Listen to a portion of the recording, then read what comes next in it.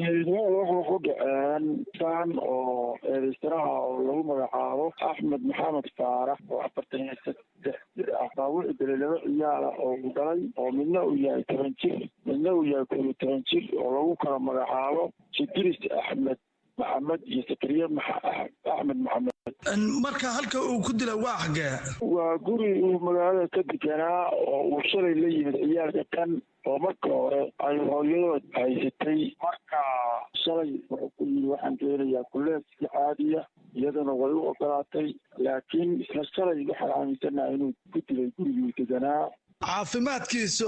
sidee ah haddii aad baarteen? والله هذا عطنا كراني ونظام لكن واحد كذي تراني حتى عفا وحين وسقطتين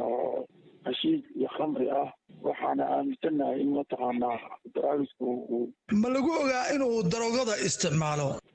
كل هذا حبسيه مصامري وعرمت هذه وحيالك الأشياء كلا إنه كلا بيستلوه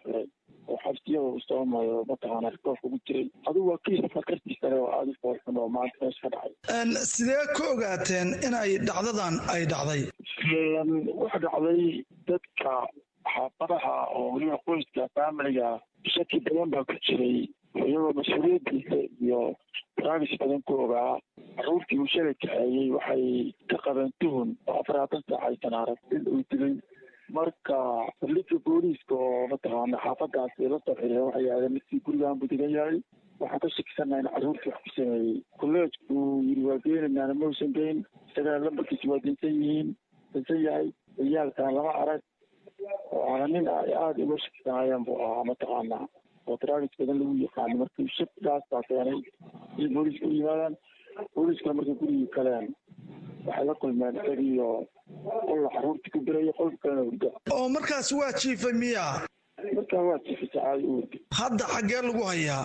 hadda mid waxaa ku socda baaritaan caafimaad iyo mid mataqaanaa isku dibarido oo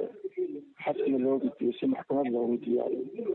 dhacdooyinkan taliya waa ay soo noqnoqdeen kii ugu dambeeyana nin dhalinyaro ah ayaa gudaha gaalkacya loogu dilay oo rasaas badan lala dhacay maxaad ka qabateen ciidanku weli waxay ku hawleeyihiin nimankaasoo qabashadooda oo inta lagu tiirsan yahay oo baardiyahan cagaaran iyo eriya oo ciidanku shaqo badan ka hayo